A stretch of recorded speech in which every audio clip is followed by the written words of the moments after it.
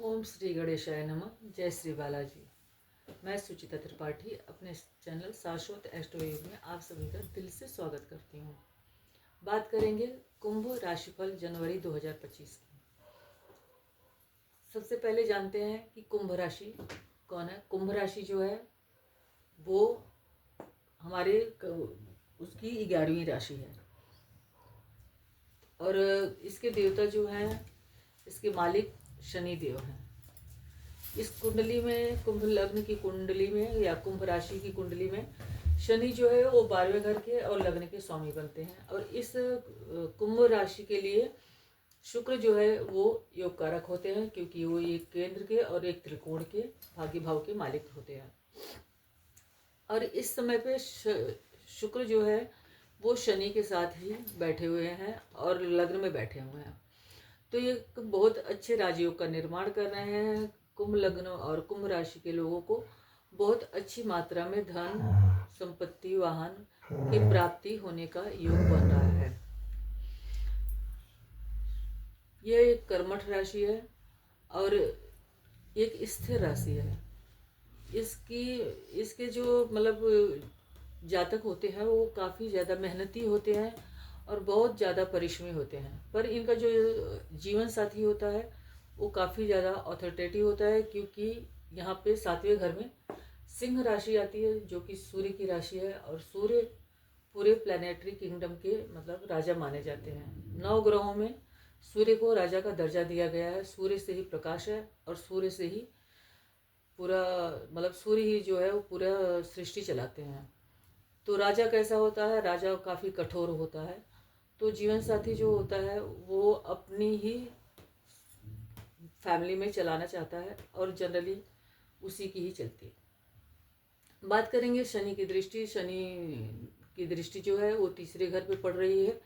यहाँ पे शनि देव की दृष्टि पड़ने से आप काफ़ी कर्मठ हो जाएंगे, काफ़ी ज़्यादा मेहनती हो जाएंगे और अपने पराक्रम से धन हासिल करेंगे। लेकिन यह है कि हो सकता है भाई बहनों के साथ, छोटे भाई बहनों के साथ, पड़ोसियों के साथ कुछ रिश्ते में कड़वाहट भी हो सकती है। और डॉक्यूमेंट्स वगैरह जो होते हैं, पेपर वगैरह जो होते हैं, प्रॉपर्टी वगैरह आप परचेज करें या किसी भी तरह का पेपर वगैरह है कार्रवाई में, थोड़ा सा ध्यान रखें और बिना जांचे परखे साइन न करें। उसके बाद शनि की दृष्टि जो है वो 7म हाउस पे पड़ रही है। तो लाइफ पार्टनर के साथ बातचीत में मतभेद या क्रोध आदि से बात बिगड़ने की संभावना बन सकती है, क्योंकि 7वां घर जो है वो जीवन साथी का तो है लेकिन बिजनेस पार्टनर का भी है। तो बिजनेस पार्टनर से भी काफ़ी सतर्क रहें। और यहाँ से शनिदेव मंगल की दृष्टि जो है वो 7वीं के बाद 8वीं दृष्टि जो है वो आपके लग्न में पड़ रही है। तो पहली बात तो यहाँ पे मंगल देव जो है वो 3रे घर के साथ साथ आपकी कुंडली में 10वें घर के भी मालिक हैं, लेकिन 6ठे घर में बैठे हैं। जॉब वगैरह में आपको कुछ परेशानी का सामना देखने को मिल सकता है। वहाँ पे ये वक्री और नीच के हैं। वक्री ग्रह वैसे उच्च का फल देता है, लेकिन मंगल 6ठे में बैठे हैं तो किसी तरह का वाद विवाद वगैरह होने की संभावना भी बनती है। हालांकि मंगल यहाँ पे अच्छा फल देंगे और आप अपने शत्रुओं पे हावी होने में होने का सामर्थ्य रखते हैं। लेकिन यहाँ पे मंगल देव होने की वजह से कोई लड़ाई झगड़े आदि भी होने की और एक्सीडेंट वगैरह होने के भी, चोट चपेट आदि का भी योग बनता है। और 3रे के मालिक हैं और 6ठे में चले गए हैं तो भाई बहन को भी कष्ट हो सकता है, या तो आपको कंधे आदि में या चेस्ट आदि में भी तकलीफ हो सकती है। यहाँ पे बैठ के मंगलदेव जो है आपकी कुंडली के 9वें भाव भाग्य भाव को भी देखेंगे और वो आपके 10वें के मालिक हैं, तो भाग्य में वृद्धि करेंगे। शत्रुओं की वजह से थोड़ा बहुत भाग्य में अवरोध आने की प्रॉब्लम हो सकती है, तो शत्रुओं से सावधान रहें। उसके बाद बात करते हैं राहु की। राहु जो है आपके 2य भाव में 2रे घर में बैठे हैं। केतु आपके 8म भाव में बैठे हैं। 2रे घर में राहु के बैठने से प्रॉपर्टी या धन आदि से संबंधित किसी समस्या की वजह से वाद विवाद फैमिली में हो सकता है। वाणी का भाव है गुरु। वैसे इस कुंडली के लिए तो दूसरे घर के मालिक गुरु हैं, जो कि चौथे घर में बैठे हैं। धन का मालिक जो जुपिटर चौथे घर में, यहाँ 12वीं राशि जो है वो गुरुदेव की राशि है। अब उनके मालिक यहाँ पे बैठे हैं, तो मैंने पहले ही कह दिया कि धन आदि अच्छी मात्रा में प्रॉपर्टी आदि परचेज करने का योग इस साल इस महीने में आपको बन रहा है। पर वाणी पे बहुत ज़्यादा नियंत्रण रखें, वाणी का पर बहुत ज़्यादा ध्यान रखें। वाणी की वजह से परिवार में या धन से रिलेटेड किसी समस्या की वजह से परिवार में वाद विवाद होने की चांसेस काफ़ी ज़्यादा हैं। उसके बाद बात करते हैं राहु की दृष्टि की। राहु वहाँ पर बैठ के छठे घर को देखेंगे, जहाँ पे मंगल ऑलरेडी विद्यमान, मंगल ऑलरेडी है। अब यहाँ पे राहु जैसे हैं, ये 1 2 3 4 5 राहु की दृष्टि यहाँ पे आएगी। रोग ऋण शत्रु के भाव पे आएगी। तो हो सकता है कि रोग ऋण शत्रु की वजह से परिवार में कलेश हो, या धन का लॉस कोर्ट कचहरी आदि में, या रोग ऋण शत्रु पे हो सकता है। राहु की दृष्टि अष्टम में है, 8वें घर पे, तो कोई लंबी बीमारी भी दे सकते हैं राहु। और नेत्र रोग मतलब आँखों के रोग भी यहाँ पे से आँखों का विचार करते हैं, तो आँखों की बीमारी भी दे सकते हैं। उसके बाद राहु की जो दृष्टि है वो 10वें स्थान पे कर्म स्थान पे पड़ेगी। ये हमारा कर्म का भाव है। यहाँ पे राहु की दृष्टि पड़ने से जो जॉब वगैरह है, जहाँ पे आपका वर्किंग एरिया है, जहाँ पे आप नौकरी या जॉब वगैरह करते हैं, वहाँ पर मतलब किसी तरह का षड्यंत्र वगैरह होने की संभावना भी बनती है। लेकिन वहाँ पे जो गुरु की दृष्टि होने से काफ़ी सुधार, मतलब काफ़ी बचाव हो जाएगा। उसके बाद बात करते हैं सूर्य और बुध की। सूर्य और बुध अभी आपकी कुंडली के 11वें भाव में है। ये लाभ भाव होता है। यहाँ पे सूर्य सप्तम के मालिक होके यहाँ पे बैठे हैं, और बुध जो है इस कुंडली में पंचम के मालिक, लक्ष्मी स्थान के मालिक हैं, और बुध जो है अष्टम के मालिक हैं। तो आप अपनी बुद्धि और विवेक का बहुत ज़्यादा इस्तेमाल करके किसी तरह की आमदनी हासिल कर सकते हैं, जो कि छुपा धन आदि भी हो सकता है। और सूर्य वहाँ बैठे हुए हैं, तो सूर्य यहाँ बैठ के अपने ही राशि, मतलब अपने काल पुरुष के अकॉर्डिंग देखा जाए तो ये 5वां घर जो है सूर्य को है का होता है। तो सूर्य यहाँ बैठ के अपने ही घर को देखेंगे। संतान इस टाइम पे काफ़ी अच्छी प्रोग्रेस कर सकती है, संतान अच्छी पढ़ाई कर सकती है और अच्छी एजुकेशन हो सकती है। वहाँ पर बैठ के बुध भी अपनी राशि को देख रहे हैं, तो ये एक बहुत अच्छा बुध आदित्य योग आपके लाभ भाव में बना हुआ है।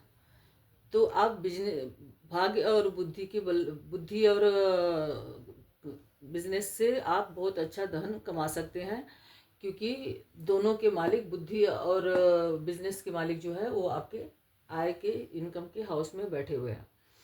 उसके बाद बात करते हैं चंद्रमा की। चंद्रमा जो है वो मीन राशि में आ जाएंगे 5 और 6 तारीख को। मीन राशि में चंद्रमा रहेंगे, तो हैं बेशक से वो राहु के साथ, पर गुरु की राशि में है।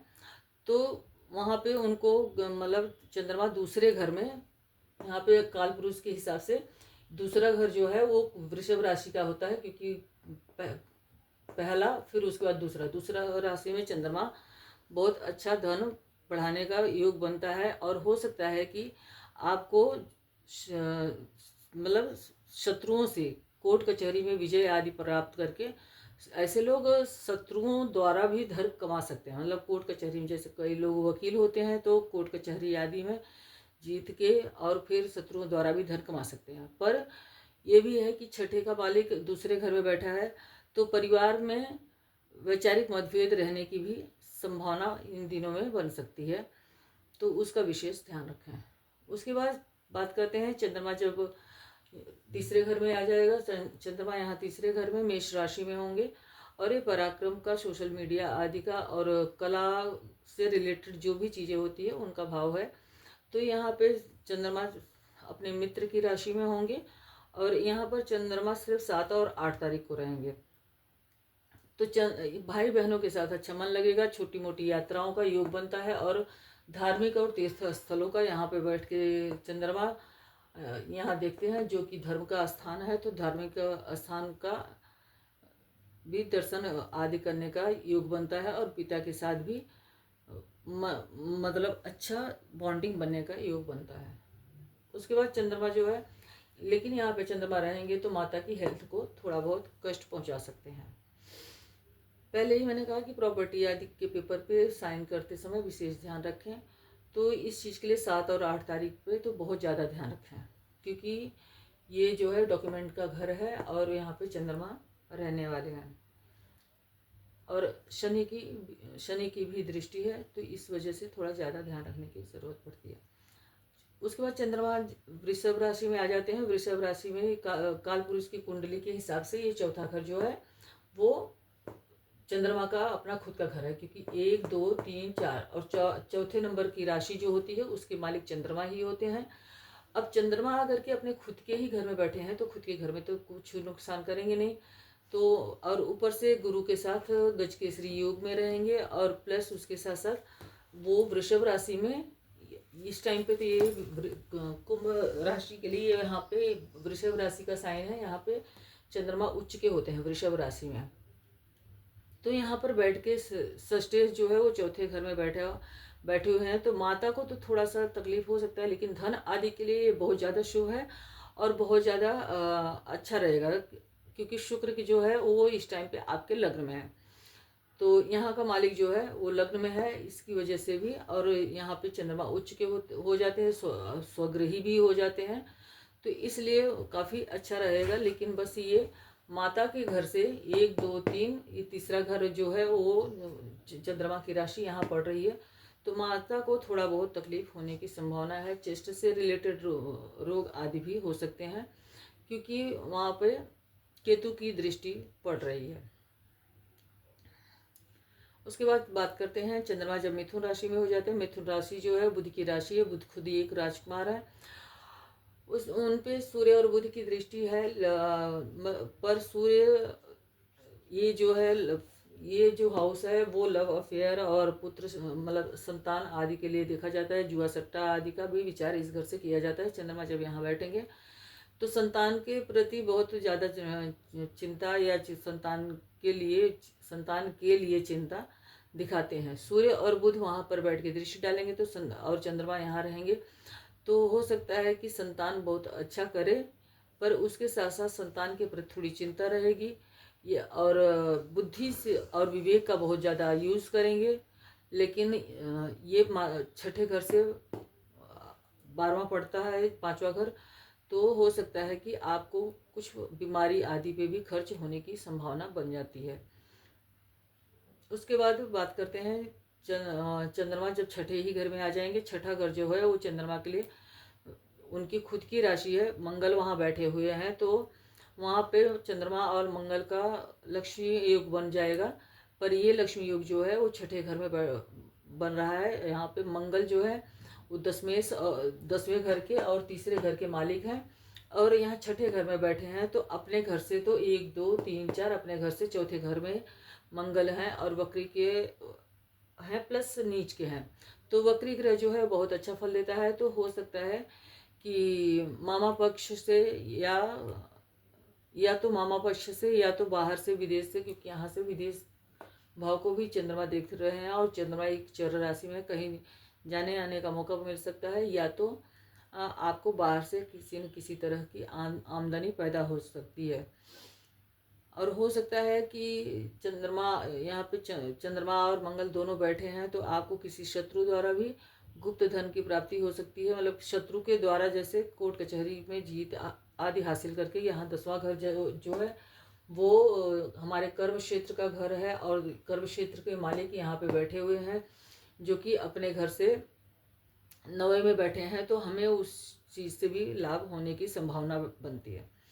अब चंद्रमा अगर के सप्तम में बैठ जाते हैं, सिंह राशि में राजा के घर में रानी बैठे, मतलब लेकिन यहाँ पे ये शुक्र का पर्टिकुलरली ये घर शुक्र का ही है, क्योंकि यहाँ पे जब हम काल पुरुष की कुंडली देखते हैं तो यहाँ पे 7 नंबर की राशि आती है, 1 2 3 4 5 6 7, लेकिन प्रेजेंट टाइम पे ये सिंह राशि है।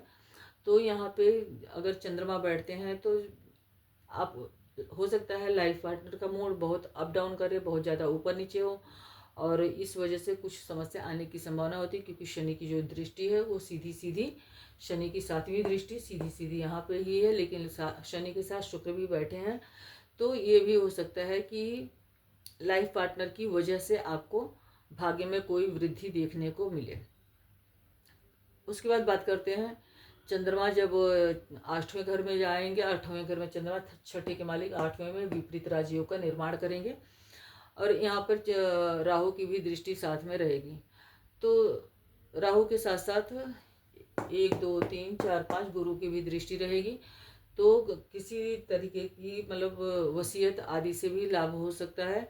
और पर यहाँ पे चंद्रमा रहेंगे तो विपरीत राजयोग है, तो मतलब जैसे कोई मेंटल स्ट्रेस, किसी तरह का टेंशन, डिप्रेशन या एंजाइटी आदि रहने के बावजूद भी कुछ न कुछ लाभ होने की संभावना बनती है। फिर बात करते हैं चंद्रमा जब यहाँ पे पहुँच जाएंगे तुला राशि में। तुला राशि में चंद्रमा 21 और 22 तारीख को रहेंगे, और उन पर मंगल की दृष्टि भी रहेगी। और चंद्रमा जो है षष्ठेश है, छठे भाव के मालिक, और छठे भाव रोग ऋण शत्रु के मालिक पिता के घर में बैठ गए तो पिता की हेल्थ को कुछ नुकसान पहुंचा सकते हैं, या पिता से कुछ वैचारिक मतभेद हो सकते हैं। इस तरह की स्थिति देखने को मिल सकती है, क्योंकि चंद्रमा इस कुंडली के लिए छठे घर के मालिक हैं। उसके बाद बात करते हैं चंद्रमा जब वृश्चिक राशि में 10वें घर में आ जाएंगे। वृश्चिक राशि में चंद्रमा 23, 24 और 25 जनवरी को रहेंगे। तो 23, 24, 25 जनवरी को ये ध्यान रखना पड़ेगा कि ये, क्योंकि ये नौकरी का घर है, तो नौकरी और ये कार्य क्षेत्र का घर है, तो ये ध्यान रखना पड़ेगा कि कहीं ऐसा ना हो कि आपके खिलाफ किसी तरह का षड्यंत्र हो, क्योंकि राहु की भी दृष्टि, राहु की 7, 8, 9, राहु की 3 ही दृष्टियाँ होती हैं, 5वीं, 7वीं और 9वीं। तो हो सकता है कि किसी न किसी तरीके का कोई षड्यंत्र आपके पीछे से हो, जिसकी वजह से आपको कार्यस्थल पे काफ़ी ज़्यादा समस्या देखने को मिल सकती है। उसके बाद बात करते हैं चंद्रमा जब धनु राशि में आ जाएंगे। धनु राशि में चंद्रमा 26 और 27 तारीख को रहेंगे। चंद्रमा यहाँ पे 26 और 27 तारीख को रहेंगे, लेकिन उस टाइम पे 27 तारीख को शुक्र जो है वो यहाँ पे आ जाएंगे दूसरे घर में।